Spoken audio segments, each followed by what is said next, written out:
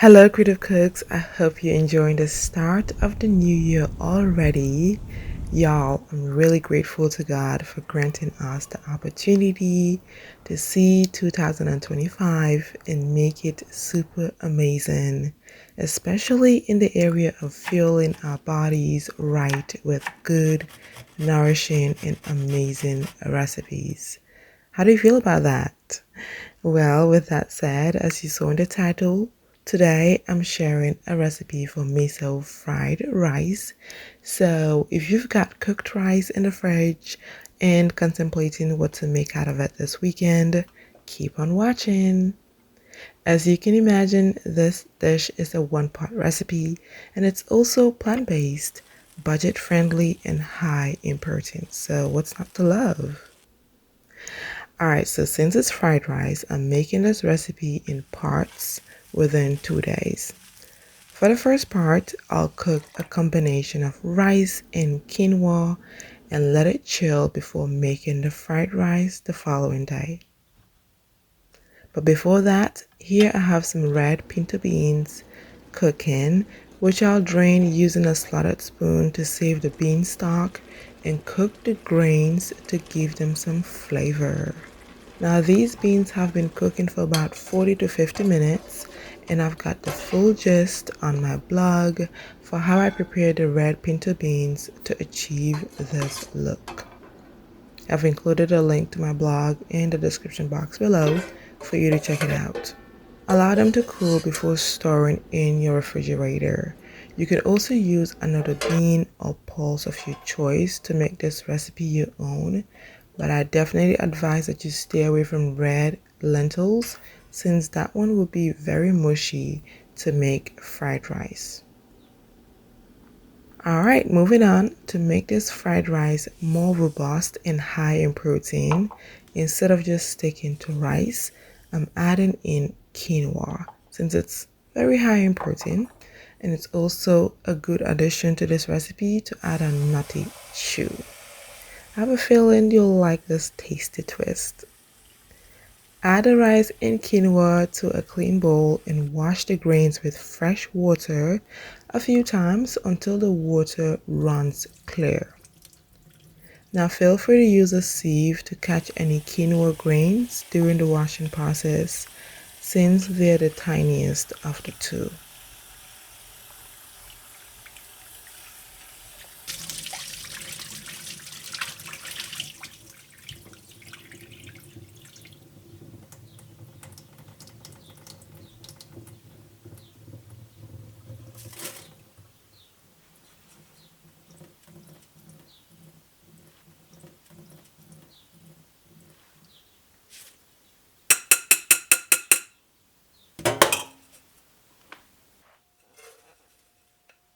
To the bean stock I saved earlier, add in the washed grains together with fresh water and some salt to taste.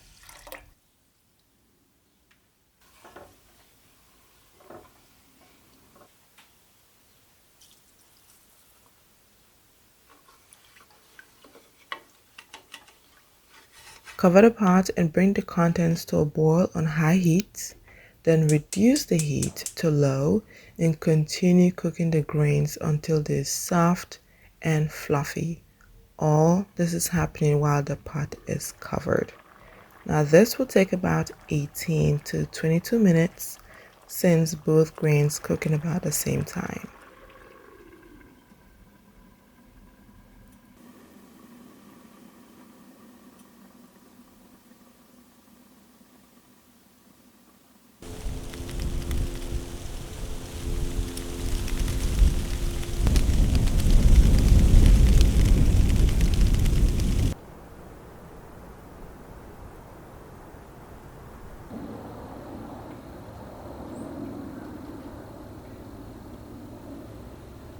Hello, Creative Cook. I hope you're enjoying this episode. Hey, if you're wondering how I do keep track of how much protein is in each ingredient while I'm making these recipes, as well as recipes I've made prior on my channel, I do have a high protein food list all plant-based that you can download. Be sure to check out the description so you can get your free copy, and you can always print it out to have as a reference guide while you're planning out your meals for the week or the month in advance.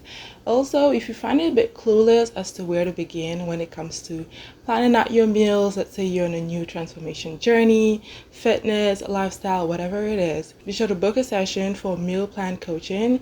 I only have a few spots in the week. So sign up using the link in the description box below, and we'll connect soon. Enjoy the rest of this video. Now that the grains are cooked and chilling, it's time to move on to part 2.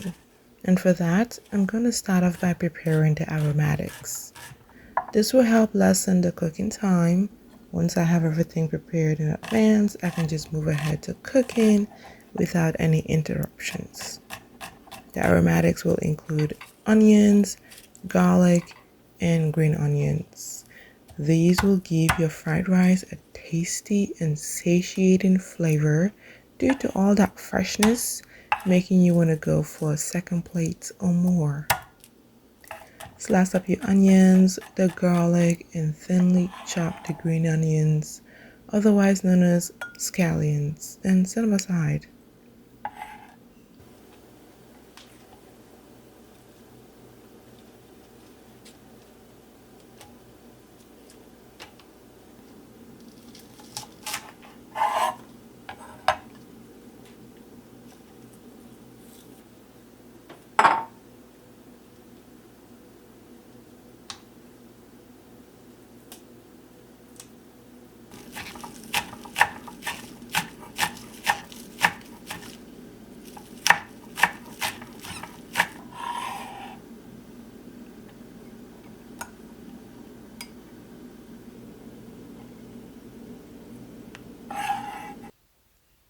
Next, I'm adding in a few vegetables.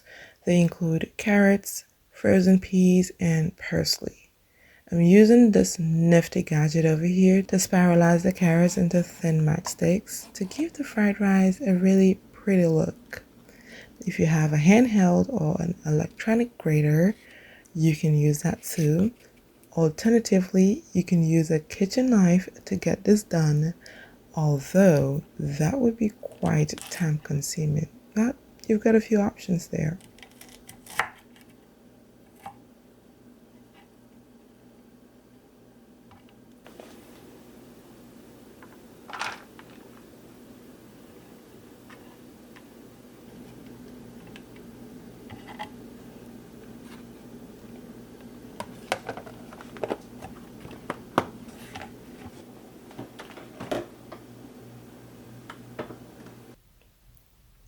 Once the grains are done cooking, transfer them to a large glass container, and like the beans, allow the grains to cool down completely before storing it in your refrigerator. This will make quite a great difference. Now here's the thing. If you're new to making fried rice or are curious while making this recipe a 2-day process, keep in mind that cooking the grains or using a day-old rice is essential to making fried rice so that the grains have a better and drier texture compared to using freshly cooked grains, mostly rice, which tend to be sticky.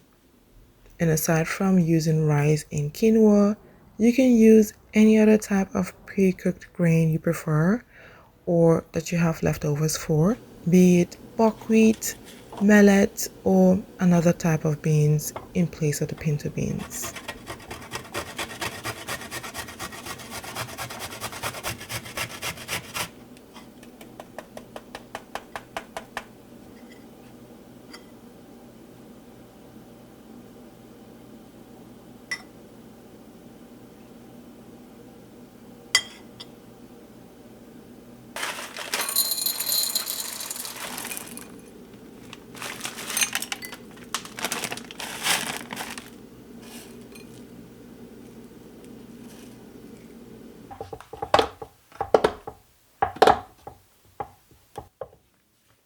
Now see how beautifully the cold mixed rice and quinoa look after they chilled overnight? And if you're not using it for fried rice, you can have it with your stews and soups for the meals you've planned for the next week. Once all that chopping is all done, to a cast iron skillet or a wok on medium-high heat, add in some olive oil. That will be extra virgin olive oil, and add in the following spices.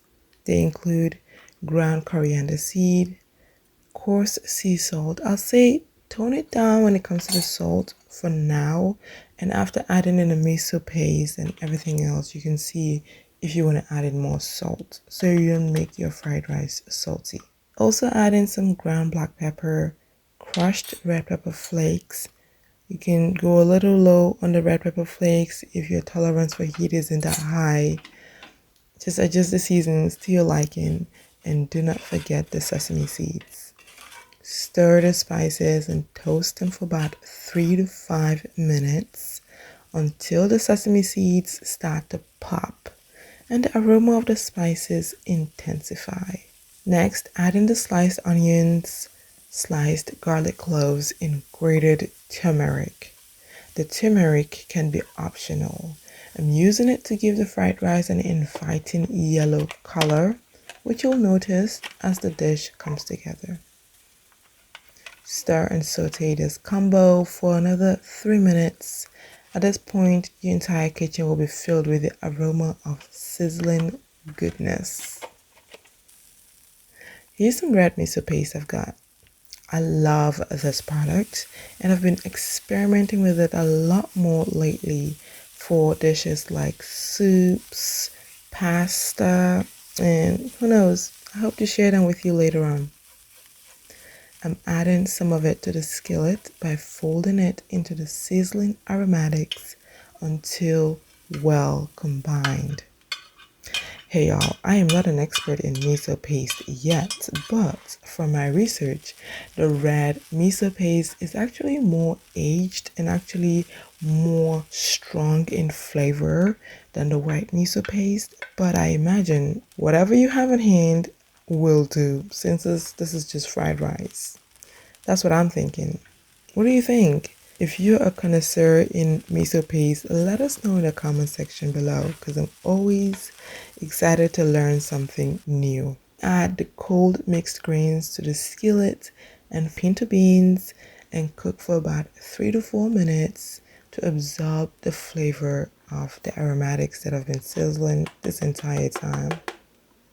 Next, add and fold in the julienne carrots I made earlier and the frozen peas.